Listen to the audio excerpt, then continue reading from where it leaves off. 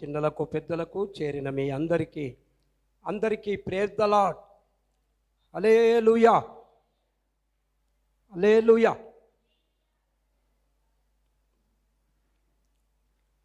ఎన్నో ఇబ్బందులు, ఇక్కట్టులు, శ్రమలు, దుఃఖములు ఉన్నప్పటికీ ప్రభువును విడవకుండా అనుదినము ప్రభువును సేవిస్తూ ప్రతి కార్యానికి హాజరవుతూ చేస్తున్న మీ అందరికీ చేస్తున్న పనులను బట్టి అందరికీ వందనాలు తెలియజేస్తాము. చిన్న మాట చదువుకొని మనం అందరం దయచేసి కొంచెం ముందుకు జరగండి. అనుకున్న వాళ్ళకి ఇబ్బంది అవుతుంది. ఉన్నాం కొద్ది మందిమే కదా, ఇంకా స్థలం చాలా ఖాళీ ఉంది. దయచేసి కొంచెం ముందుకు జరగండి. చిన్న పాపలు కూడా కొంచెం ముందుకు జరగండి.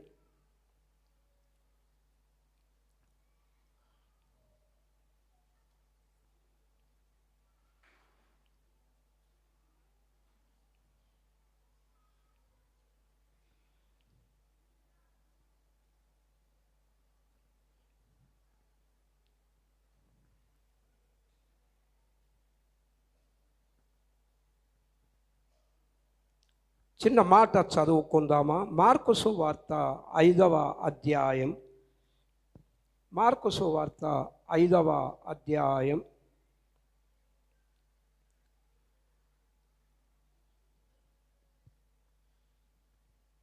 మార్కు సువార్త 5వ అధ్యాయం 19-20 వచనాలు చదువుకుందాం.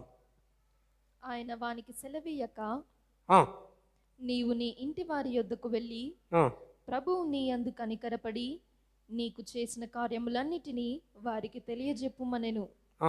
వాడు వెళ్ళి యేసు తనకు చేసినవన్నీ దెకపొలిలో ప్రకటింపనారంభింపగా అందరూ ఆశ్చర్యపడిరి అని చూస్తాం. చిన్న మాట ప్రార్థన. గొప్ప తండ్రి, నీ పాదాల కొందనాలు. ఈ మధ్యాహ్నం వేళ నీ పాదాల చెంతకొస్తున్నాము నాయన. మహోన్నతుడవు, పూజనీయుడవు, కీర్తనీయుడవు ప్రభువా. ఇంతవరకు జయధ్వనులతో, ఉత్సాహధ్వనితో, సంతోష ధ్వనులను వినిపించినాము నాయన. నీ పాదల కొందనాలు. కనికరము గల దేవా, ఇజ్రాయేలు చేయి స్తోత్రముల మీద ఆసీనుడవు నాయన. దుఃఖ వ్యాధి బాధలతో, మహాశోకాలతో ఉన్నటువంటి బిడ్డలు కూడా నీ సన్నిధికి వచ్చినారు ప్రభా. వారిని ఓదార్చి పంపించండి. పరిస్థితులు అనుకూలంగా లేకుండా ప్రతికూలంగా వచ్చిన బిడ్డలు కూడా ఉన్నారు నాయన. వారికి అనుకూలపరచండి, వారిని కట్టండి. మీరే వారికి బోధించి పంపించండి స్వామి. నీ పాదల కొందనాలు. చేరిన బిడ్డలందరితో మాట్లాడు, మా అందరితో మాట్లాడు నాయన. చిన్న మాట ద్వారా మాట్లాడి మహిమ పొందుమని యేసు నామమున అడుగుతున్నాము తండ్రి, ఆమెన్. హల్లెలూయా. చాలా చక్కని మాటలు ఇక్కడ వ్రాయబడి ఉన్నవి, చాలా గమనించాలని మనవి చేస్తున్నాం. 19-20 వచనాలు చాలా ప్రాముఖ్యమైనవి. చదవండి నాన్న. ఆయన వానికి సెలవీయక, నీవు నీ ఇంటి వారి యొద్దకు వెళ్ళి ప్రభువు నీ యందు కనికరపడి నీకు చేసిన కార్యములన్నిటినీ వారికి తెలియజెప్పుమనెను. వాడు వెళ్ళి యేసు తనకు చేసినవన్నీ దెకపొలిలో ప్రకటింపనారంభింపగా అందరూ ఆశ్చర్యపడిరి అని చూస్తాం. 19వ వచనములో ఆయన వానికి సెలవీయక, ఆయన ఏం కోరుకున్నాడో వాడు ఆయనకు సెలవీయకుండా ఆయనకు మంచి సందేశం ఇస్తున్నాడు.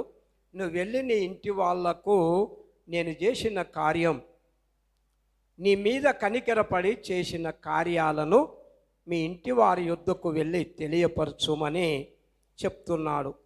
ఈ వ్యక్తి ఎవరెవరితో మాట్లాడుతున్నారో మనకు చాలా పరిచయం ఉన్నటువంటి కార్యమే. చాలా జాగ్రత్తగా గమనించాలని మనవి చేస్తున్నాం.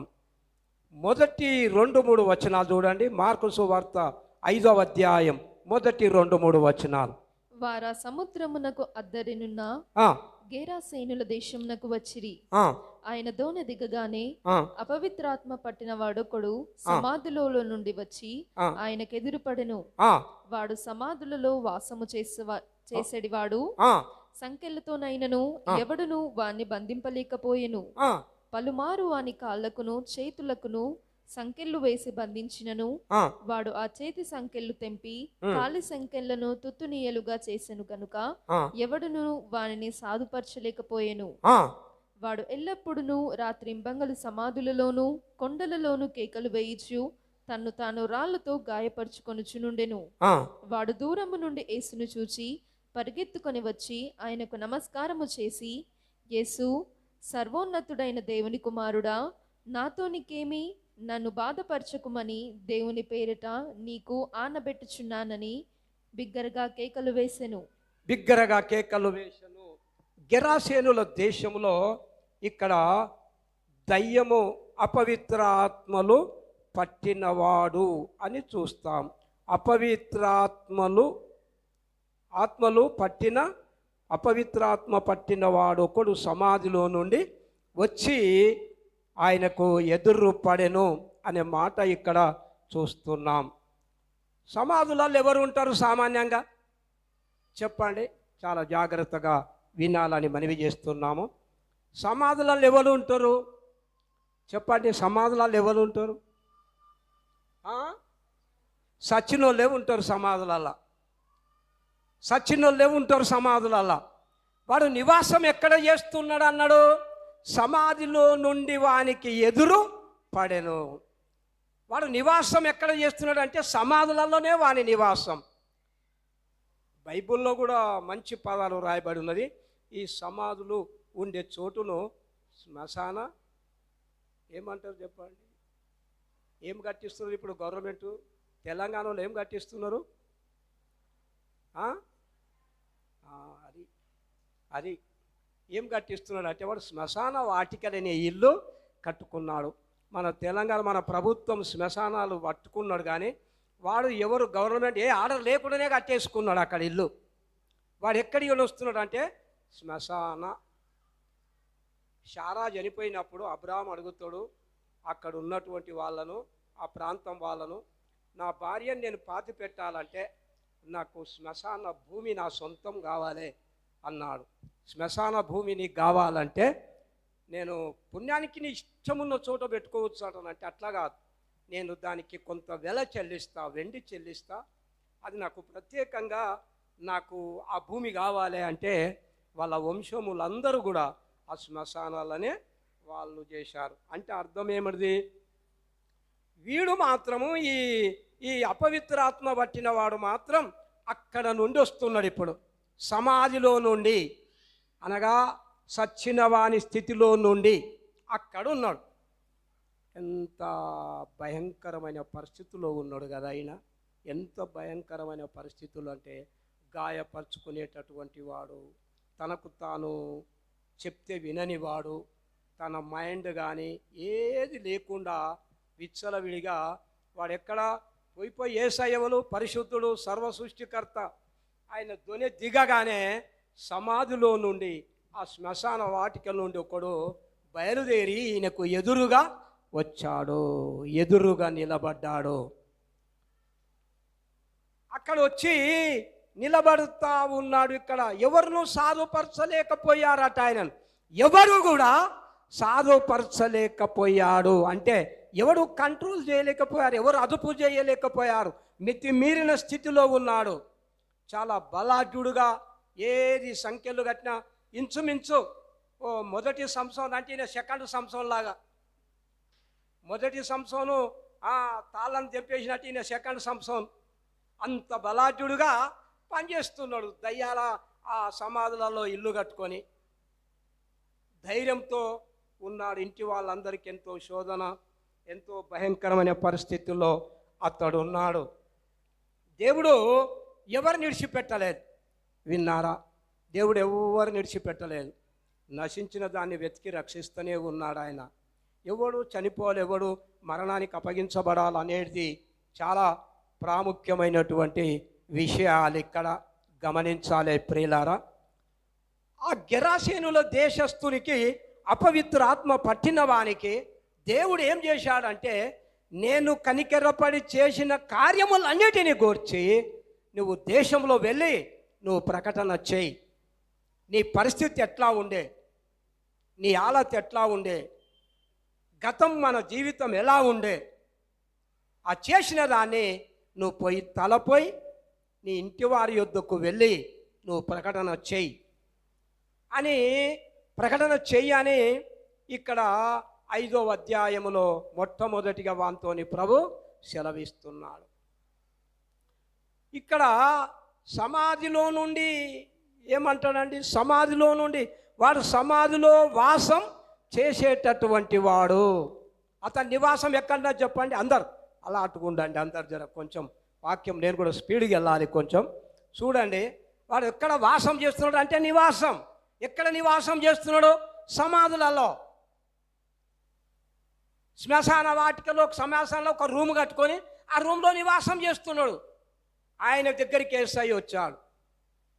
అతని నివాసం ఎక్కడుందో, అతని స్థితి ఎట్లున్నదో, అతడు ఎంత బాధపడుతున్నాడో, ఎంత గాయపరచబడుతున్నాడో, వాళ్ళ ఇంటి వాళ్ళందరి కన్నీళ్లు విడిచి యేసు ప్రభువు ఆ ప్రాంతము నుండి దొనెతిగానే ఆ గెరాసేనుల దేశస్థుడు పరిగెత్తుకొని వచ్చి సర్వోన్నతుడవైన దేవుని కుమారుడా అని సంబోధిస్తాడు.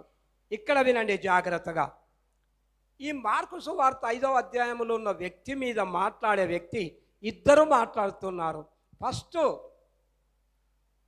యేసు మాట్లాడుతున్నాడు, పైనున్నోడు మాట్లాడుతున్నాడా, లోపల ఉన్న ఆయన మాట్లాడుతున్నాడా? చెప్పండి. వీని మీద ఎన్ని ఉన్నాయి? అపవిత్రాత్మ సేన దయ్యం పట్టిన వాడు. ఫస్ట్ వీని లోపల ఉన్న ఆయన మాట్లాడుతుండా, ఈ అపవిత్రాత్మ మాట్లాడుతున్నాడా ఈయనతోని, యేసు ప్రభువుతోని? చెప్పండి. రైట్, అపవిత్రాత్మనే మాట్లాడుతున్నాడు. అంటే మరి ఆయనకు నోరు లేదా? ఆయనకు చిత్తం లేదా? ఆయనకు ఆలోచన లేదా? ఉన్నది కానీ అవన్నీ నీ ఆలోచన నాకెందుకు, నేను చెప్పినట్టు ఈయన అన్నాడు వాడు. ఏమన్నాడు తెలుసా? నేను చెప్పినట్టు నువ్వు ఈయన అన్నాడు వాడు.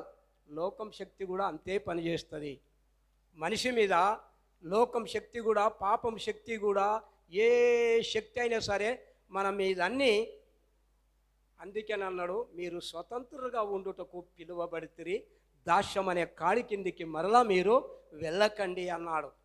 మనము స్వతంత్రమే కనుకుంటే లోపలున్నోడు మాట్లాడేవాడు స్వతంత్రమును కోల్పోయాడు కనుకనే పైన అపవిత్రాత్మ మాట్లాడడం మొదలుపెట్టాడు. మనము దేవుని సన్నిధానంలో మనము చాలా మట్టుకు దేవుడు మనసాక్షిని గద్దించినప్పటికీ కూడా మనం ఏం చేస్తుంటాం తెలుసా? అప్పుడప్పుడు దేవుని మీదనే గరమవుతాం. ఎవరి మీద గరమవుతాం చెప్పండి? ఉల్టా. ఏమన్నాడంటే, సమాధిలో నుంచి ఎదురుపడ్డాడు, వాడి నివాసం అక్కడ ఉన్నది, ఎవరిను సంఖ్యలతో బంధించలేకపోయారు. ఒకవేళ బంధించిన పైనున్న వాడిని ఒకవేళ బంధించిన లోపల శరీర ఆకారాన్ని మాత్రమే బంధించగలరేమో కానీ వాని మీద ఉన్న శక్తిని మాత్రం ఎవరు బంధించలేకపోయారు. చాలామంది యవనస్తులను ఈడ్చుకుంటూ పోతున్న ఇదే శక్తి, ఈ బలమైన దయ్యపు శక్తి. ఈ దయ్యపు శక్తి సంఖ్యలతో ఉన్న తుత్తునీయలు చేసుకొని పరిగెత్తుకొని ఆ సమాధిలోకే ఉరికేవాడు. ఎక్కడ చూసినా ఒంటరి జీవితమే కనబడుతుంది. వాని జీవితం లోపల అపవిత్రాత్మలు పట్టిన వాని స్థితి చాలా భయంకరంగా ఉంటే యేసయ్య ఏం చేయడంట? ఆయన వానికి సెలవీయక, నీవు నీ ఇంటి వారి యొద్దకు వెళ్ళి ప్రభువు నీ యందు కనికరపడి నీకు చేసిన కార్యములన్నిటినీ వారికి చెప్పు. నీ పరిస్థితి ఎట్లా ఉండే, నీ స్థితి ఎలా ఉండే? ఎట్లుండే అంటే గాయపరుచుకునేవాడు. ఎట్లా ఉండే అంటే దిగంబరుడు, ఎప్పుడు కూడా వస్త్రాలు వేసుకోడు, ఎప్పుడు గాయపరచు, ఎప్పుడు రక్తాలు గారుతూ రాళ్లతో గీక్కునేవాడు. ఎంతో ఇబ్బందిలో ఉన్నాడు. ఇంకా చెప్పాలంటే అక్కడ ప్రభువును కలుసుకున్న చోటు ఆ శ్మశాన దగ్గర కలుసుకున్నాడు. ఆ సమాధి దగ్గర కలుసుకున్నాడు ప్రభువును. ప్రియులారా, ఆయనకి చేసిన కనికరం అంటాడాయన. ఏమంటాడాయన? నీకు నేను చేసిన కార్యములన్నిటినీ నువ్వందరికీ తెలియజేయి, నీ ఇంటి వారి యొద్దకు వెళ్ళి తెలియచేయి. ఈ కార్యాలన్నీ మన యేసయ్యనే మార్పు చేసేవాడు. అందరు గట్టిగా స్తోత్రం చెప్పండి. మార్పు ఎవరిదైనా మార్పు, మనుషులలో మార్పు తీసుకొని వచ్చే వ్యక్తి మాత్రం ఎవరు లేరు ఈ లోకంలో. యేసొక్కడే మార్పు తీసుకొని వస్తాడు ఎలాంటి వ్యక్తికైనా. ఆయన వాక్కులో, ఆయన శబ్దంలో, ఆయన స్వరంలో అలాంటి ప్రభావం ఉన్నది. అలాంటి ప్రభావం ఉన్నది. ఈ దయ్యం శక్తిని ఓడగొట్టాలంటే సాటర్డే లేదు ప్రార్థన, అలా సాటర్డే అంటారు. రాత్రి మంచిగానే ఫంక్షన్లన్నీ బాగానే సూపర్గా జరిగినాయి. కానీ నేను ఏమనుకున్నానంటే జర ముందు పెడదాం, ఇవాళ ముందు పెడదాం, జర శనివారం కదా ప్రార్థనలు బలంగా చేద్దాం, చేసి 8 గంటలకు ప్రోగ్రాం స్టార్ట్ అవుతుంది అనుకున్నాం. 7:15 వరకు కరెంటు రాలేదు, కొంచెం డిస్టర్బ్. శనివారం ప్రార్థన చేయాలి, మరి దయ్యం శక్తులను బంధించాలి కదా. మనం బంధించాలంటే మనకు బలం కావాలి, శక్తి కావాలి మనకు. ఆ మాట ఈ మాట అన్నిటిలోపట చాలా లేటు ప్రోగ్రామ్ అయి శనివారం నాడు మనం బంధించలేకపోయాం. ఒక దయ్యం 12 మంది శిష్యుల దగ్గరికి ఒకటే దయ్యం పట్టినోడు వస్తేనే 12 మంది వల్ల కాలేదు. ఎందుకు కాలేదంటే ఉపవాసంతో ప్రార్థన చేస్తే అది వెళ్ళిపోతుంది, లేకపోతే మిమ్మల్కి వచ్చి పడుతుంది అన్నాడు వాడు. మీకొచ్చి పడుతుంది.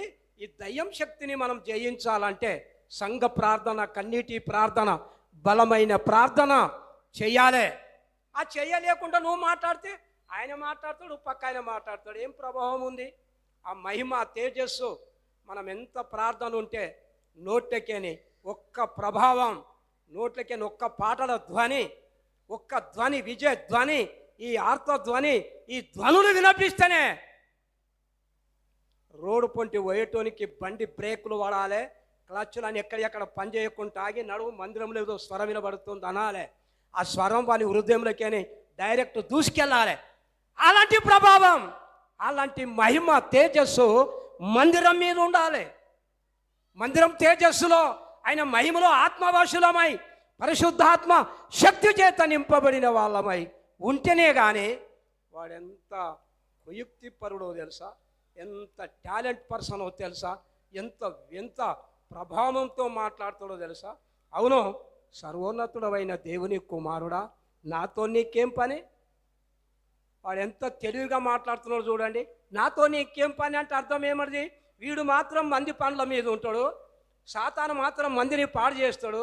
సాతాను మందిని ఏం చేస్తుంటాడు? పాడు చేస్తున్నాడు, గాయపరుస్తున్నాడు, దుఃఖపరుస్తున్నాడు, వేదన పాలు చేసిండు. వీడు అంటాడు నాతో నీకేం పని? మరి సాతాన్తో అనాలి ఇప్పుడు, వానితో నీకేం పని? వాడిని పాడు చేస్తున్నావు. వాడు ఎంత టాలెంట్గా మాట్లాడుతున్నాడు చూడండి. నాతో నీకేం పని? సాతానుడు వాని బతికే సాతానుడు అపవాది చేసే పని ఏమదంటే ఇతరులను పాడు చేసే పనే వాడు పెట్టుకున్నాడు. సాతాను పని ఏమది చెప్పండి, ఇప్పుడు మీరే చెప్పండి. సాతాను పని ఏమది? ఎవరు అంటలేరు, మీరు పిల్లలలో వినొస్తుందా, ఎన్నుకున్నలో వినబడుతుందా? అపవాది యొక్క కామ్ క్యా హై? ఏం పని? అపవాది చేసే పని ఏమిటి? ఏం పని? ఏం పని? నాశనం చేయాలని. వాడి పని ఏది అంటే వాడు పాడు చేయడమే వాడి పని. ఇప్పుడు వీడంటాడు యేసయ్యతోని నాతో నీకేం పని, మరి అందరితో నీకేం పని? వాని గురించి ఏం చెప్తాడంటే వాడు గర్జించు సింహం వలె ఎవరిని మృంగుదునా అని. వీడు మాత్రం మందిని పాడు చేస్తాడంట, యేసయ్య ఎవరిని బాగు చెయ్యొద్దంట. చూడండి ఎట్లా ఉన్నది. నాతో నీకేం పని? నువ్వు నన్ను బాధపరచకు. యేసయ్య ఒక్కడే సాతానుని బాధపరిచేది, యేసయ్య ఒక్కడే గద్దించేది. వాడు ఎన్ని పనులు జరుపుతున్నాడో తెలుసా. ఎంత మంచి కుటుంబం, కుమార్తెలు కుమారులు కలిగిన యోబు కుటుంబం దగ్గరికి ఎక్కడికైనా వస్తున్నావు అంటే ఇప్పుడే ఇంటి నుండి చాలాగా వస్తున్న అనలేవాడు, ఇప్పుడే టిఫిన్ చేసి అన్నం తిని వస్తున్న అనలే. ఎట్లా అన్నాడు? నువ్వు ఎటు నుంచి వచ్చినావు అని దేవుడు అడిగితే అపవాది ఏమంటున్నాడో తెలుసా. అటు ఇటు తిరుక్కుంటూ వస్తే ఈ భూమి మీద ఎవరు దొరకలేరు, ఈ యోబు కుటుంబమే దొరికిందని ఆ యోబు దగ్గరికి తిరుగుకుంటా వచ్చాడు. ప్రియులారా, విన్నారా? అపవాది చేసే తత్వము నాతో నీకేం పని? అరే హమ్కో కామ్ హై, తుమ్ సుధర్ నై పా రహా హై. నువ్వు చక్కగా లేవు, ఇంకా నువ్వు అందా చీకట్లు ఉన్నావు. నీ రస్తా కరెక్ట్ లేదు, నీ జీవితమే సరి అయినది లేదు, మోసం దగాలతో నిండి ఉన్నది, అన్యాయం అవినీతితో మానవుడు దుష్టాత్మతో నింపబడి ఉన్నాడు. ఆయన ఏం పందేకొచ్చిండా? శ్మశానంలో నివసిస్తున్న ఇల్లు కట్టుకున్న ఒక వ్యక్తి, సృష్టికర్త దగ్గర ఉండవలసిన వ్యక్తి, గణపరిచి ఆరాధించవలసిన వ్యక్తి అడవిలలో సమాధులలో నివాసం చేస్తుండు. సచ్చినులకు దోస్తాన్ అయ్యిండు. సజీవులకు కాదు, పరిశుద్ధులకు కాదు, నీతిమంతులకు కాదు, యథార్థవంతులకు కాదు, భయభక్తులు గల్లోని కాదు, వాడు సచ్చినులతో దోస్తాను. లోకం సచ్చిన స్థితిలో ఉన్నది.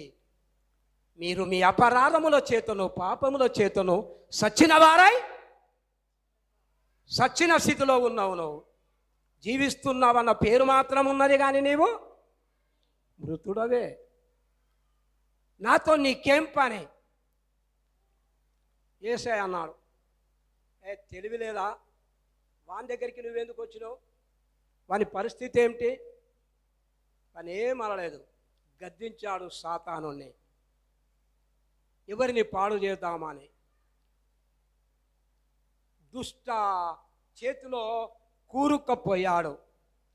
ఏమి లేదు ఆయన దగ్గర. చదవండి అన్న, 3వ వచనం నుండి చదవండి. వాడు సమాధులలో వాసము చేసేడివాడు, నేను మందిరంలో నివాసం చేస్తానన్నాడు దావీదు. వీడు ఎక్కడ చేస్తున్నాడు? అందరు గట్టిగా చెప్పండి, మంచిగా. కొంచెం చాలా తెలిసిన వాక్యమే కదా, చాలా జాగ్రత్తగా. దేవుడు ఎందుకో నాతోని ఈరోజు ఇక్కడ మాట్లాడమన్నాడు. ఎక్కడ చేస్తున్నాడు నివాసము? దావీదు ఎక్కడ చేస్తున్నాడు నివాసము? దేవుని సన్నిధానంలో నేను నివసింపగోరుచున్నాను, దేవుని మందిరంలో నేను నివాసము చేస్తాను. ఆహా, నీ మందిర ఆవరణములను, నీ నివాసములను చూడవాలనని నేను ఎంతో దాహము, ఉత్సాహం, జీవము గల దేవుణ్ణి దర్శించుటకు బదులు సమాధిలో వాసము చేస్తున్నాడు. వాసము చేసేటటువంటి వాడు తన్ను తాను చేతులకు సంకెళ్ళు వేసినను. చదవండి. పలుమార్లు వాని కాళ్ళకు చేతులకును సంకెళ్ళు వేసి బంధించినను వాడు ఆ చేతి సంకెళ్ళు తెంపి కాలి సంకెళ్లను తుత్తునీయులుగా చేసెను గనుక ఎవడును వానిని సాధుపరచలేకపోయాను. ఎవడును వానిని సాధుపరచలేక ఎవడు సాధుపరచలేరా? సాధుపరచని బైబిల్లో ఏమేమున్నాయి చెప్పండి? సాధుపరచని ఏమేమున్నాయి? దయ్యం బట్టి ఎట్లా ఎవరు సాధుపరచరు. ఇంకొకటి ఏంది?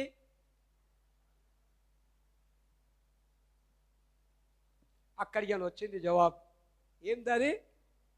చెప్పండి అందరు గట్టిగా, ఇప్పుడన్నా చెప్పండి. మరి ఏమది? నాలుకనే. ఏమని చెప్పండి? ఎవరు సాధుపరచకుండా మాట్లాడేది ఏదంట చెప్పండి? చూసేందుకు చిన్నగానే ఉంటుందంట నాలుక, కానీ సర్వ ప్రపంచాన్ని అట్టి కూడా, అమెరికా, ఇంగ్లాండ్, ఎన్ని ఐరోపా ఏ దేశాలన్నిటి కూడా ఏం చేసేస్తుంది అది? యుద్ధ ట్యాంకులను. అట్లా ఏం చేస్తున్నారంటే ప్రతిదీ కూడా అట్లా సాధుపరచలేక పోయారు. ఎవరు కూడా కంట్రోల్ చేయలేక పోతున్నారంట. సాధుపరచలేక పోయను ఎవరిని కూడా. ఎల్లప్పుడూ రాత్రింబగలు సమాధిలోను కొండల్లోనూ కేకలు వేయచ్చు. తన్ను తాను ఆరాధించవలసిన వ్యక్తి, గణపరచవలసిన వ్యక్తి, కీర్తించవలసిన వ్యక్తి కేకలు వేసుకుంటా చాలా మట్టుకు ఈ అపవిత్రమైన లోకంలో, దుష్టుని వశంలో ఉన్న లోకంలో బందీ అయిపోయాడు. బందీ అయిపోయిండు. ఈయన దోస్తాను సజీవులతో కాదు, సజీవుల దగ్గర లేదు, మృతులు. ఇక్కడ ఒక మాట ఉంటుంది, చిన్న మాట గుర్తుకు తెస్తాను అనుకుంటా. సామెతల గ్రంథము చూడండి. సామెతల గ్రంథం 9వ అధ్యాయం 1వ వచనము చదవండి దయచేసి. సామెతల గ్రంథం 9వ అధ్యాయం 1వ వచనం.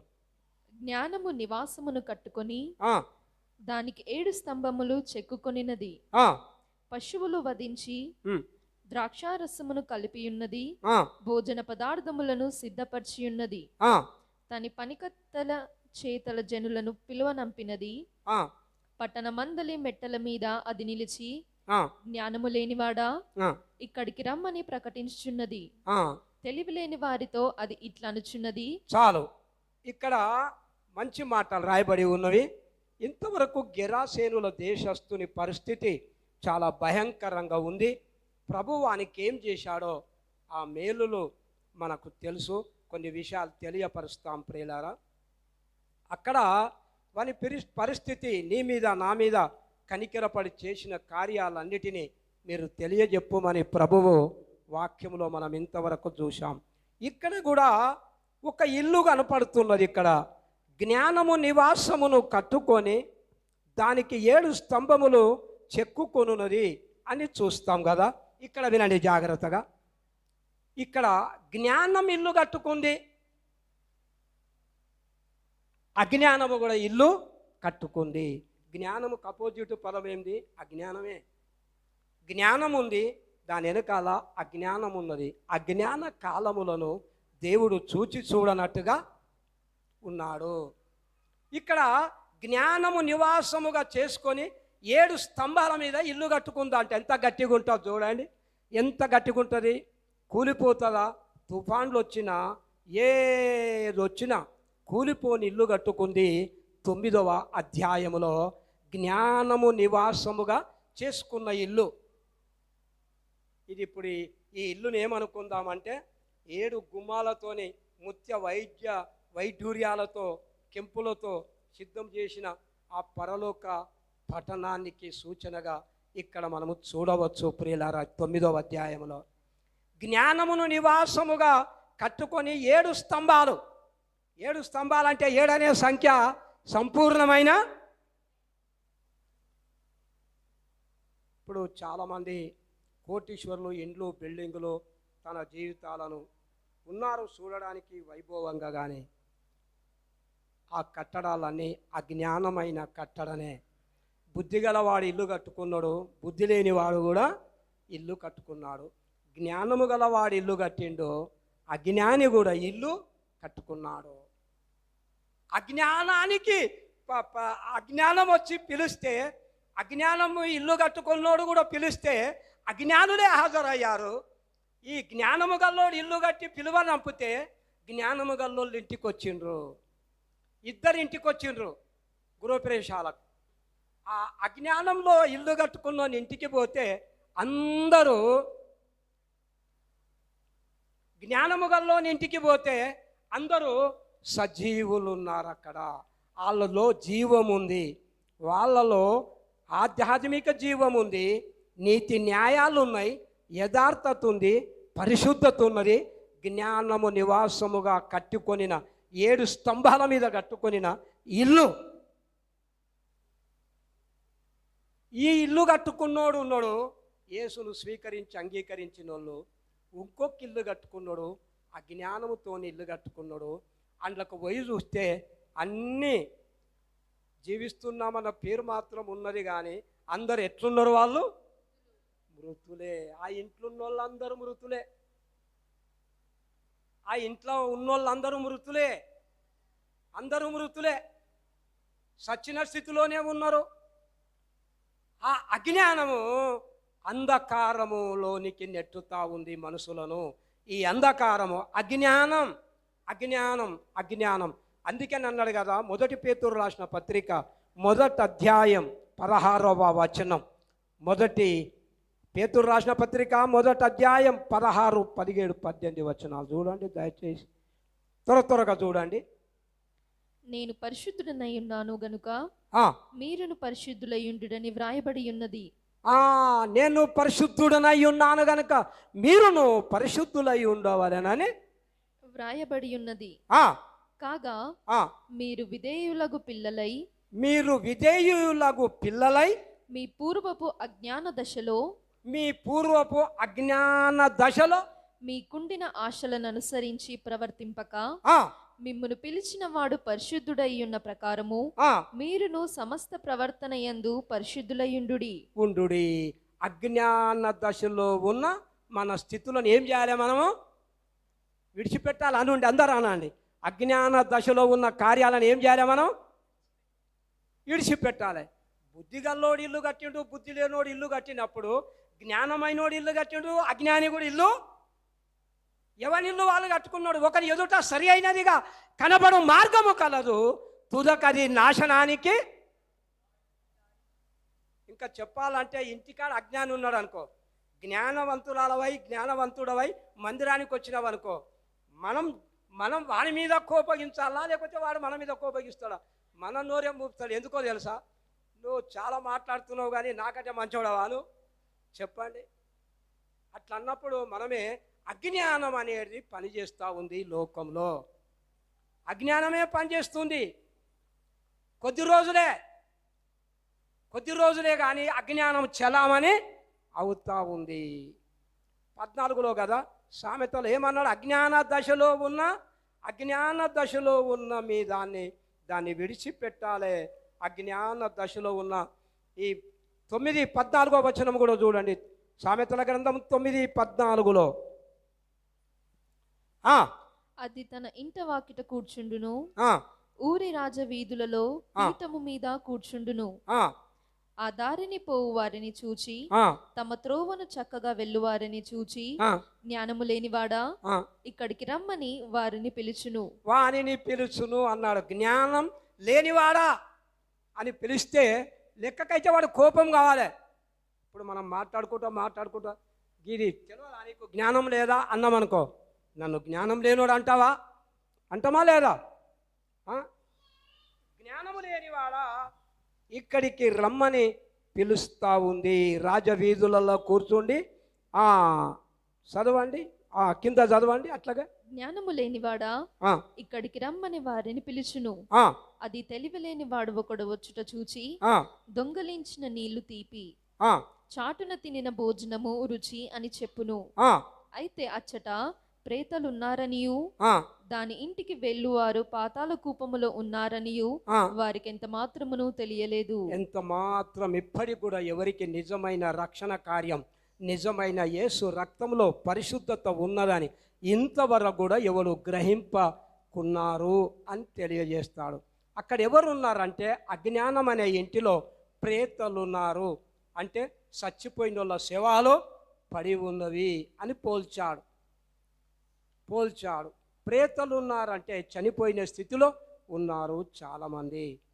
జ్ఞానము కలిగి ఇల్లు కట్టుకోమన్నాడు. అందుకనే అజ్ఞానంతో ఇల్లు కడితే ఊడిపోతుంది ఎప్పటికున్నా. ఏమైతే చెప్పండి, జ్ఞానవంతురాలు తన ఇల్లు అంటే జ్ఞానవంతురాలు తన ఇల్లు కట్టుకొనును, అజ్ఞానవంతురాలు ఏం చేస్తుంది? ఇల్లును.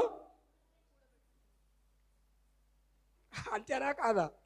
అవును కాదా? అజ్ఞానం ఏం చేస్తుంది? అజ్ఞానము మనుషులను, ఈ లోకపు దేవత ఆ స్థితిలో నుండి మనుషులను పాడు చేస్తూ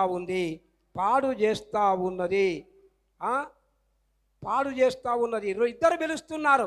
ఎక్కడి నుండి పిలుస్తున్నారంట చూడండి. ఎక్కడి నుండి పిలుస్తున్నారు? 3వ వచనంలో 9:3లో తన పనికత్తెల చేత జనులను పిలువనంపినది, పట్టణ మందలి మెట్టల మీద అది నిలిచి, జ్ఞానము లేనివాడా ఇక్కడికి రమ్మని ప్రకటించుచున్నది.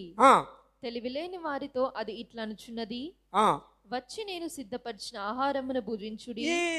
ఇక్కడ ఈ 2 పిలుపులు ఏదో ఒక దానికి, జ్ఞానము లేని దానికైనా జ్ఞానము కలిగిన ఇంటికైనా ఏదో ఒక ఇంటిని సిద్ధపరుస్తూ ఉంది. అర్థమైందా? ఈ పిలుపులు 2 పిలుపులు 7 స్తంభాలతో నిర్మించుకున్న ఇంటికన్నా సిద్ధపరుస్తుంది, లేదా పాతాళం అనే ఇంటిలోని కన్నా సిద్ధపరుస్తూ ఉంది. ఏదో ఒక పిలుపుకు మనిషి స్వీకరిస్తాడు, ఏదో ఒక దానికి వెళుతాడు. ప్రియులారా, ఇది చాలా ప్రాముఖ్యమైనటువంటి విషయముగా మనం గుర్తించుకోవాలి. చాలా మటుకు ఇంకా అజ్ఞానములో జీవిస్తున్నారు. అజ్ఞాన కాలములను దేవుడు చూడనట్టుగా ఉన్నాడు. జ్ఞానమైన పరలోక సంబంధమైన గృహానికి రమ్మని ప్రభువు పిలుస్తూ ఉన్నాడు. అందరినీ పిలుస్తూ ఉన్నాడు, అందరినీ ఆహ్వానిస్తున్నాడు. చాలామంది అజ్ఞానం త్రోవలో నడిచి పాతాళానికి త్రోవను నిర్మించుకుంటున్నారు. ప్రియులారా, చాలా ప్రాముఖ్యమైనటువంటి విషయం గుర్తుకు తెస్తున్నాను. చూడండి, ఇందులోనే మార్కు సువార్తలోనికి రండి. దయచేసి మార్కు సువార్తలోనికి రండి. 4వ వచనము నుండి చదువుకుందాం. 5వ వచనము నుండి. వాడు ఎల్లప్పుడూ రాత్రింబగలు సమాధులలోను కొండలలోను కేకలు వేయిచు తన్ను తాను రాళ్లతో గాయపరుచుకొనుచునుండెను. వాడు దూరము నుండి యేసును చూచి పరిగెత్తుకొని వచ్చి ఆయనకు నమస్కారం చేసి, యేసు, సర్వోన్నతుడైన దేవుని కుమారుడా, నాతోనికేమి? నన్ను బాధపరచుకోమని దేవుని పేరట నీకు ఆనబెట్టుచున్నానని బిగ్గరగా కేకలు వేసెను అని చూస్తాం. ఈ అపవాది చాలా ప్రమాదమైన వ్యక్తి అని మనము చూస్తున్నాం. ప్రియులారా, ఈ ప్రమాదమైన వ్యక్తి నుంచి మనము తప్పించబడాలంటే మనము దేవుని వాక్యం కిందికే మనము రావాలి. ఎందుకనగా ఆయన అపవిత్రాత్మ ఈ మనుషుణ్ణి చదవండి. ఎందుకనగా ఆయన అపవిత్రాత్మ ఈ మనుష్యుని విడిచిపోమ్మని, అపవిత్రాత్మ ఫుల్ స్టాప్ ఉంది కదా అని గద్దిస్తా ఉన్నాడు.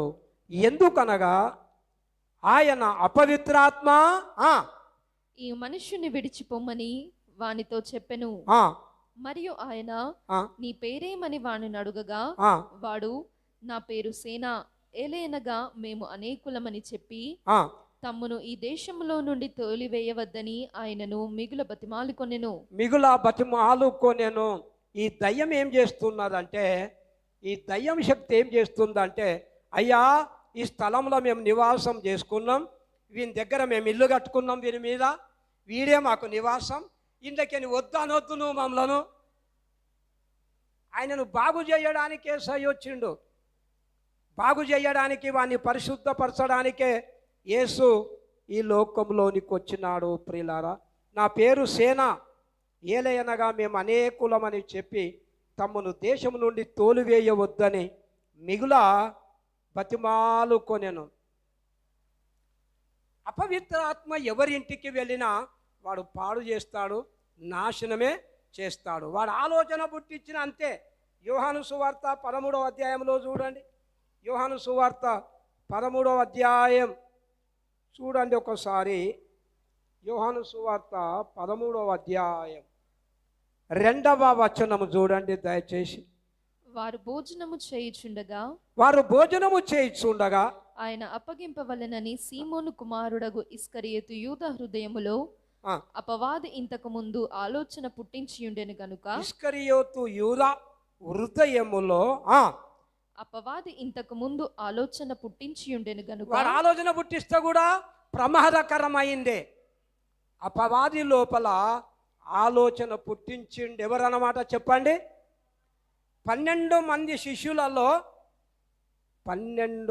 శిష్యులలో కూడా ఒకడు అపవాది సంబంధి. విన్నారా? 12 మందిలో కూడా ఒకడు అపవాది సంబంధి అయి ముందే ఆలోచన పుట్టించిండు. ఏమని ఆలోచన పుట్టించిండు తెలుసా? 20 తులాల వెండి మీకు ఇచ్చేస్తాం, నువ్వు చేసేది చేయని వానికి ఆలోచన పుట్టించి ఉండెను అని చూస్తాం. వీని ఆలోచన చాలా భయంకరమైనటువంటిది. ఆలోచన, సాతాను ఆలోచన చాలా భయంకరమైనటువంటిది. మత్తయి సువార్త 13వ అధ్యాయంలో కూడా, మత్తయి సువార్త 13వ అధ్యాయంలో కూడా మంచి మాట వ్రాయబడి ఉన్నది చూడండి. 18వ వచనములు చదవండి. 13:18 నుండి. విత్తువాని గూర్చిన ఉపవాన భావమును వినుడి, ఎవడైనను రాజ్యమును గూర్చిన వాక్యము వినియు గ్రహింపకయుండగా దుష్టుడు వచ్చి వాని హృదయములో విత్తబడిన దానిని ఎత్తుకొని పోవును. విత్తబడిన దాన్ని ఏం చేస్తాడు చెప్పండి? ఎత్తుకొని పోతా ఉన్నాడు. అపవాది ఏ పని చేసినా వాడు గాయపరుస్తాడు, వాడు అగ్నిలో పడేస్తాడు, నీటిలో పడేస్తాడు. చాలామంది తండ్రులు తల్లులు పిల్లలకు దయ్యాలు పడితే యేసయ్య దగ్గరికి వచ్చి చాలామంది బాగుపడ్డారు, శక్తుల నుంచి విడుదల పొందినారు. ప్రియులారా, ఆధ్యాత్మికంగా వీడు కూడా మన లోపల సంఘం లోపలికి కూడా వస్తాడు.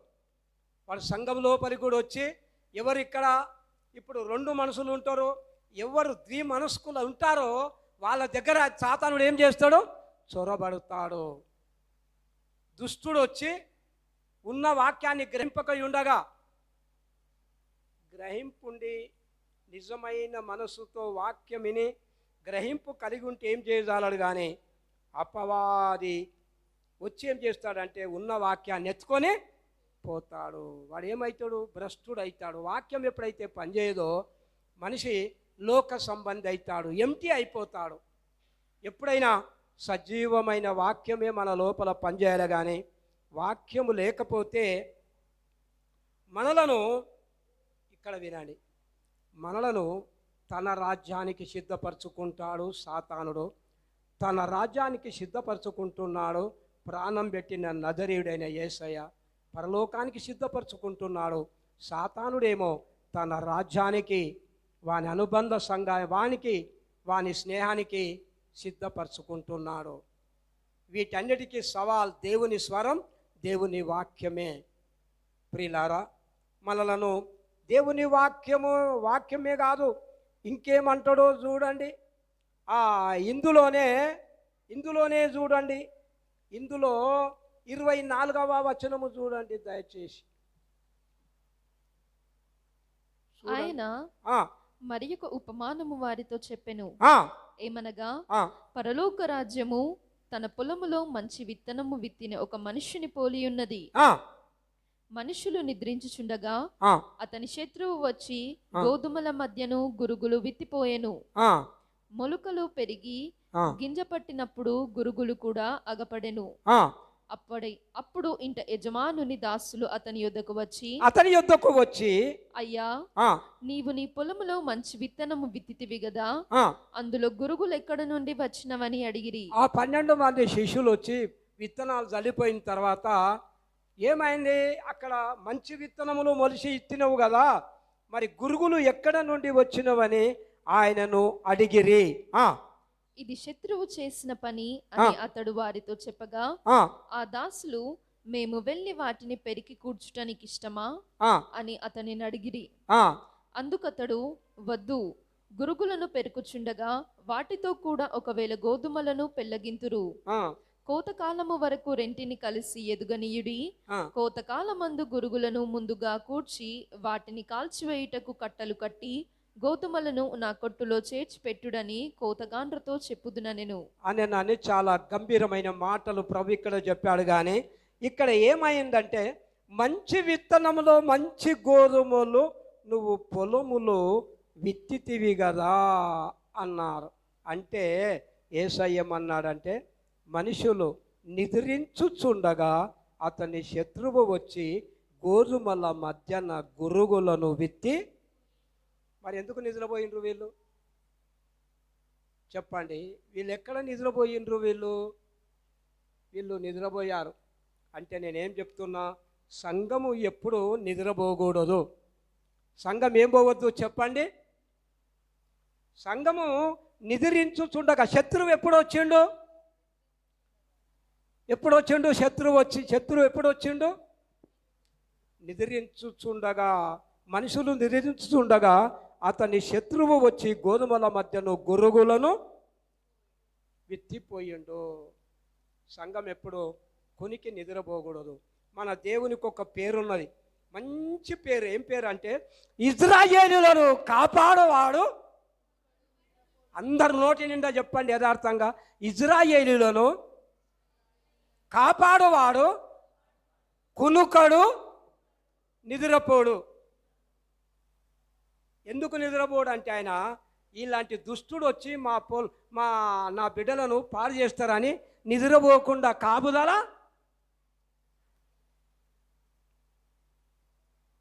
ఆయన వశంలో ఉన్న వాళ్ళని ఏం చేయడు. సాతాను వశంలో అయినరు కొంతమంది. సాతాను వశంలో చేరిపోకూడదు. అందుకనే చాలా ప్రాముఖ్యంగా ఇల్లు కట్టుకోవాలి, జ్ఞానముతో ఇల్లు కట్టుకోవాలి, దేవుని మాటకు విధేయత చూపాలి, లోబడాలి.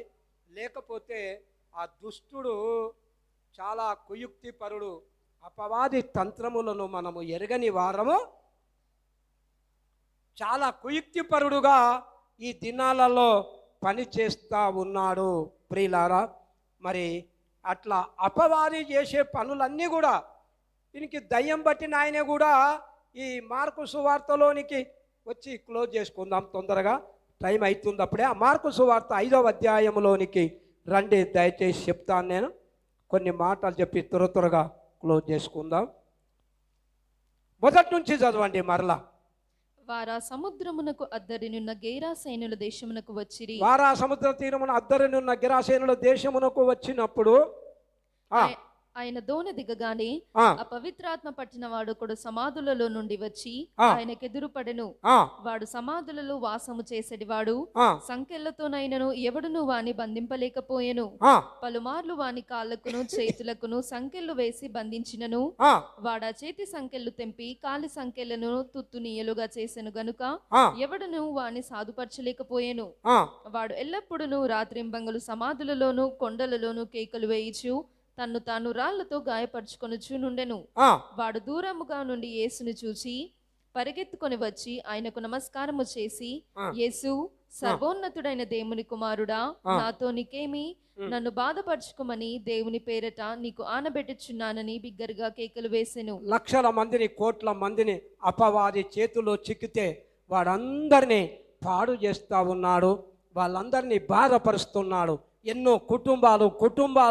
ఎన్నో కుటుంబాలలో చొరబడి వాడు బాధపరుస్తున్నాడు, గాయపరుస్తూ ఉన్నాడు.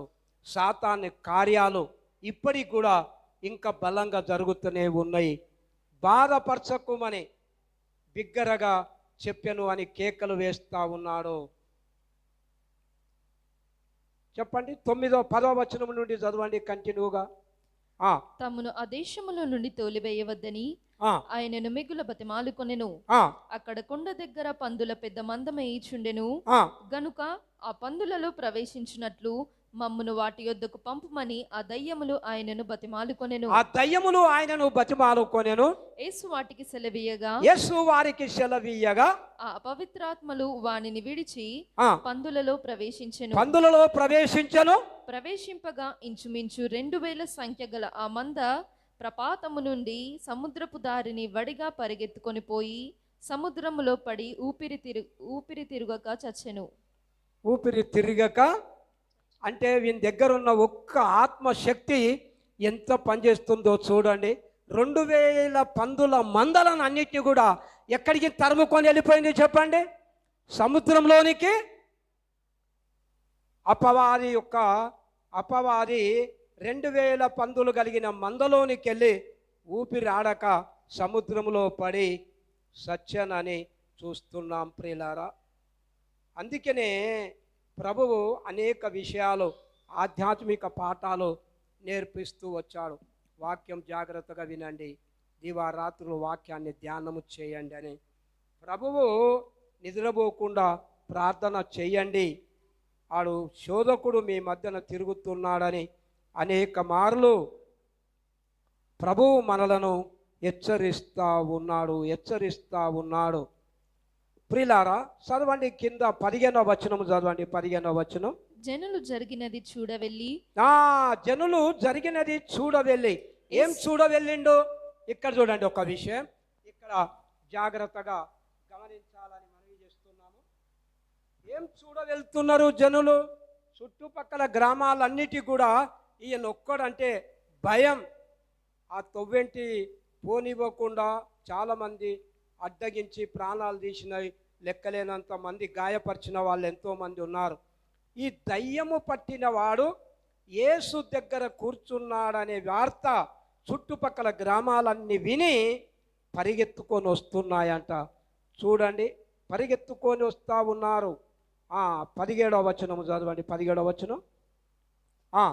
జనులు జరిగినది చూడవెళ్ళి యేసునొద్దకు వచ్చి సేన అను దయ్యములు పట్టినవాడు బట్టలు ధరించుకొని స్వస్థ చిత్తుడై కూర్చుండి ఉండుట చూచి భయపడిరి అని చూస్తాం. ఏమనుకున్నారు తెలుసా? ఎంతో మందిని బలమైనలను గాయపరిచినటువంటి వ్యక్తి ఈయన ఎవరు ఇంత గొప్పోడు వచ్చి ఈయన దగ్గర ఎట్లా కంట్రోల్ అయ్యిండు? సంఖ్యలు తెంపేసినోడు, ఎవరు సాధుపరచనోడు, ఇలాంటి వ్యక్తి యేసు దగ్గర బట్టలు లేనటువంటి వ్యక్తి. బట్టలు ఎంత కొత్త సెట్ తెచ్చినా ఆయన ఏం చేసేవాడు? ఒక్కటే 2 ముక్కలు చేసేవాడు, గాయపరుచుకునేవాడు. అలాంటి స్థితిలో ఉన్నవాడిని యేసు పాదాల దగ్గర కూర్చున్నాడు. వస్త్రాలు ధరించుకొని, బట్టలు ధరించుకొని స్వస్థ చిత్తుడై కూర్చొని ఉండెను. కూర్చుండుట చూచి భయపడిరి. జరిగినది చూచిన వారు దయ్యములు పట్టిన వానికి కలిగిన స్థితియు పందుల సంగతియు ఊరి వారికి తెలియజేయగా తమ ప్రాంతములు విడిచిపోమ్మని వారు ఆయనను బతిమాలు కొనసాగిరి. ఆయన దోణి ఎక్కినప్పుడు దయ్యములు పట్టిన వాడు ఆయన యొద్దకు తన్నుండనిమ్మని ఆయనను బతిమాలుకొనెను గాని ఆయన వానికి సెలవీయక, నీవు నీ ఇంటి వారి యొద్దకు వెళ్ళి ప్రభువు నీ యందు కనికరపడి నీకు చేసిన కార్యములన్నిటికీ వారికి తెలియజెప్పుమనెను. ఎన్నో కార్యాలు అలాంటి వ్యక్తిని, భయంకరమైన పరిస్థితుల్లో ఉన్నటువంటి వ్యక్తిని ప్రభువు బాగు చేసినాడు. యేసయ్య దగ్గరికి వస్తేనే మనం బాగుపడతాము ప్రియులారా.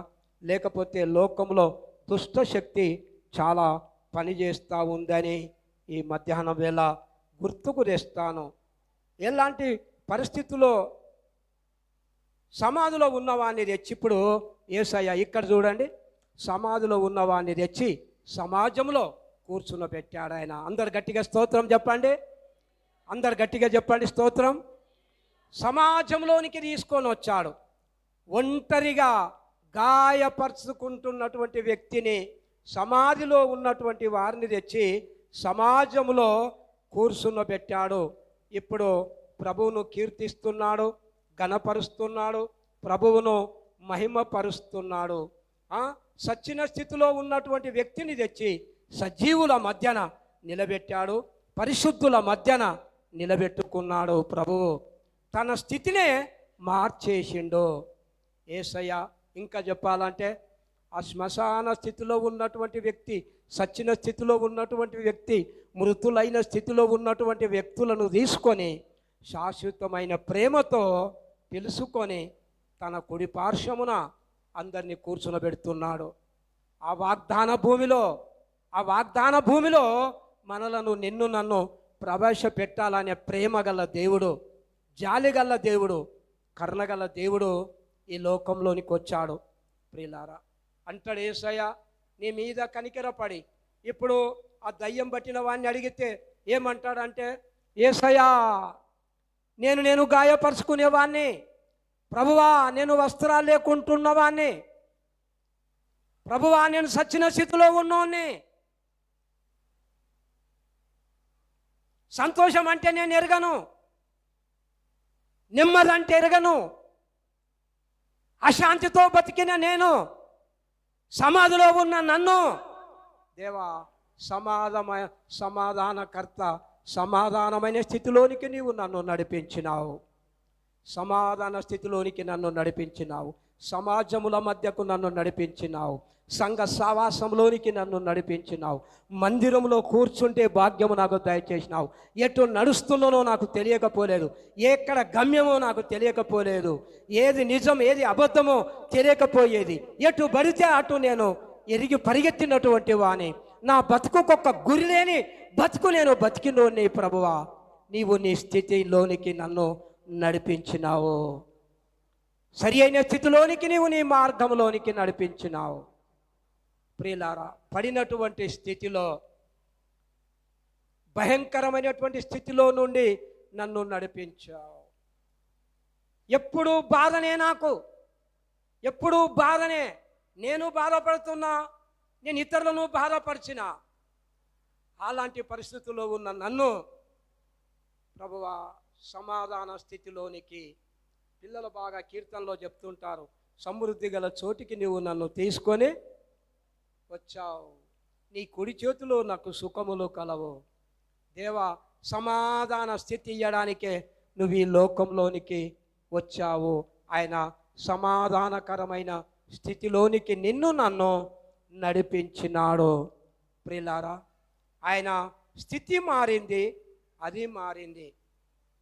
ఒక్క మాట అంటాడు ఆయన. ఏమంటాడంటే, నేను నీకు చేసిన కనికెరపడి చేసిన కార్యాలు. ఏం చేసిండట చెప్పండి ఆయన? కనికెరపడి చేసిన కార్యాలు. నువ్వు చెప్పు, నువ్వు ఇంటికెళ్ళి నువ్వు తెలియజేయి. నేను నీ మీద కనికెరపడి చేసిన కార్యాలను తెలియజేయి. మనుషుడు గ్రహింపులోనికి లేడు. హృదయంలో తమ హృదయం సరి అనే స్థితిలో, నేను ఏ స్థితిలో ఉండుంటేననే స్థితి మనిషికి గుర్తు రావడం లేదు. ప్రియులారా, ఇదే మాట యోహాను సువార్త 4వ అధ్యాయం, యోహాను సువార్త 4వ అధ్యాయంలో ఒక్క మాట అంటారు చూడండి. ఆమె సమరయ స్త్రీ ఒక్క మాట అంటది చూడండి. 27వ వచనము చదవండి. 4:27. ఇంతలో ఆయన శిష్యులు వచ్చి ఆయన స్త్రీతో మాట్లాడుట చూచి ఆశ్చర్యపడిరి గాని నీకేమి కావాలనని అయినను ఆమెతో ఎందుకు మాట్లాడుచున్నావని అయినను ఎవడను అడగలేదు. ఆ స్త్రీ తన కుండ విడిచిపెట్టి ఊరిలోనికి వెళ్ళి మీరు వచ్చి నేను చేసినవన్నీ నాతో చెప్పిన మనుష్యుని చూడుడి, ఈయన క్రీస్తు కాడా అని ఆ ఊరి వారితో చెప్పగా, ఊరి వారితో చెప్తా ఉంది ఇక్కడ సమరయ స్త్రీ, నేను చేసినవన్నీ నాతో చెప్పిన ఈయనను చూడుడి, ఈయన క్రీస్తు కాడా, ఈయన క్రీస్తు కాడా. ఆ సమరయ స్త్రీ ఊరి వాళ్ళతో చెప్తుంది, నేను చేసినవన్నీ నాతో చెప్పిన ఈయనను చూడుడి. ఇప్పుడు గెరాసేనులో దేశస్థుడు నాకు చేసిన స్థితి నుండి నన్ను బాగు చేసిన యేసయ్య అని ప్రకటించడము మొదలుపెట్టాడు. ప్రియులారా, ఆమె చెప్తే ఒక్క స్త్రీ వల్ల, చాలా విచిత్రం కదా ఇక్కడ చూడండి, చాలా విచిత్రం.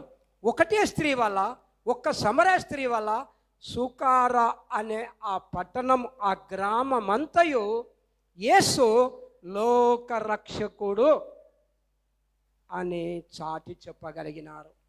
ఒక్కటిచ్చిన సాక్ష్యం, నాకు కలిగినవన్నీ నాకు గుర్తుకు తెచ్చి నా స్థితి సరైన స్థితిలోనికి నడిపించిన ఈ నజరేయుడనే యేసు, ఈయన క్రీస్తు కాడా అని ఆమె ఇచ్చిన సాక్ష్యం.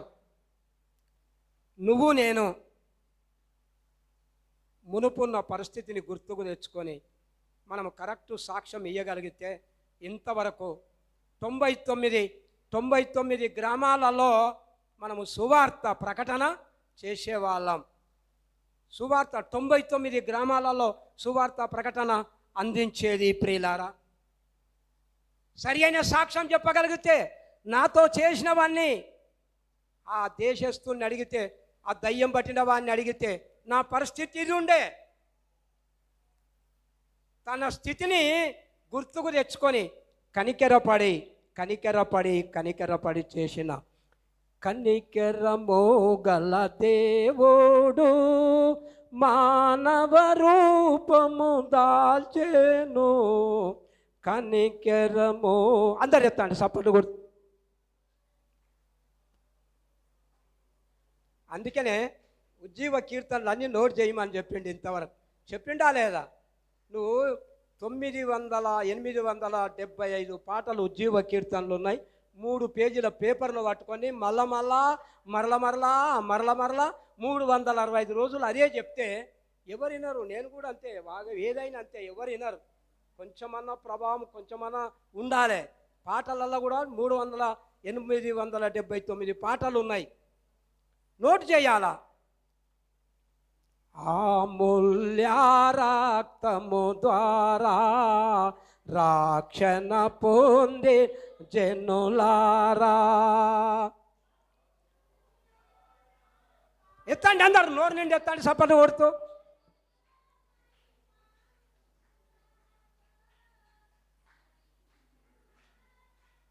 అదే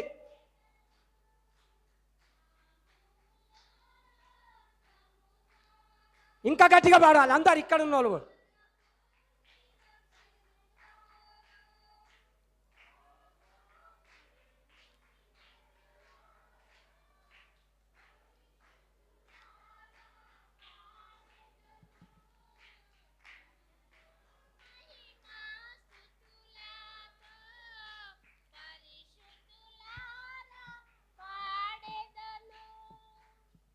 ఆ, ఆ.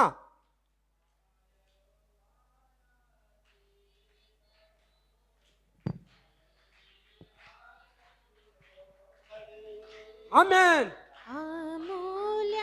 రక్తము ద్వారా రక్షణ పొందిన జనులారా, సర్వశక్తుని ప్రజలారా, పరిశుద్ధులారా పాడెదము ఘనత మహిమా స్తుతులను, పరిశుద్ధులారా పాడెదము. చెడు మార్గమున పోతిమి, దాని అంతము మరణము. చెడు మార్గమున పోతిమి, దాని అంతము మరణము. నరక శిక్షకు లోబడుచు పాపపు ధనము పొందితిమి. నరక శిక్షకు లోబడుచు పాపపు ధనము పొందితిమి.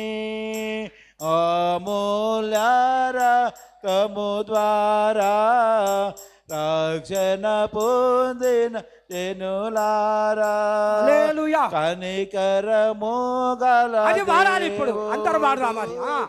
మానవ రూపము దాల్చెను, కనికరము గల దేవుడు మానవ రూపము దాల్చెను. ప్రాణము సిలువలు బలి చేసి మలనను విమోచించెను. ప్రాణము సిలువలు బలి చేసి మనలను విమోచించెను. అమూల్య రక్తము ద్వారా రక్షణ పొందిన జనులారా. హల్లెలూయా. హల్లెలూయా. ఏ రక్తంతో విమోచింపబడ్డాడు? అమూల్యమైన రక్తంతో విమోచింపబడి రక్షణ పొందిన జనులారా. రక్షణ పొందిన జనులారా అంటే ఎప్పుడు జీవంతోనే ఉల్లాసంతోనే కీర్తనల మట్టుకే ఉత్సాహధ్వని చేయుడు అంటే అయిపోయిందాకా ఉత్సాహధ్వనే ఉండాలి. పూర్తిగా అయిపోయిందాకా బయటికి వెళ్ళినంత వరకు బయట వాళ్ళు చూస్తుంటేనే వాళ్ళు పరిశాంతి తొందరలే వాళ్ళ ఎదురైతే మందిరంలోకి వెళ్ళే వాళ్ళ మోకాలు చూడగానే వాళ్ళు ఇక్కడున్న తేజస్సు పోయి వాళ్ళని దాకాలే మనం పోయి. అట్లా ప్రియులారా, మన ప్రభు చేసిన కార్యాలు ఈ విషయంలో ఎన్నో ఉన్నాయి. సచ్చిన స్థితిలో ఉండుంటిమి, గాయపరచునే స్థితిలో ఉండుంటిమి. ప్రియులారా, మన కొరకు ప్రాణం పెట్టిన యేసు. అట్లనే మోకాళ్ళు ఉందామా? అందరం మోకాళ్ళుని అందరం మోకరించి మనము మన స్థితిని మనము